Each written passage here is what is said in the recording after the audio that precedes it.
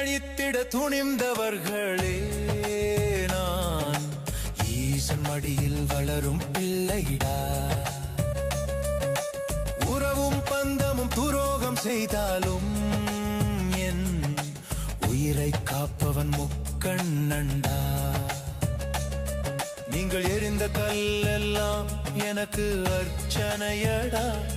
உங்கள் சூழ்ச்சிகள் அனைத்தும் என் காலடியில் தூசியடா. நம சிவாய நம சிவாய ஹர ஹர நம சிவாய. வினையை சுடும் நம சிவாய, எணியிலாடும் நம சிவாய.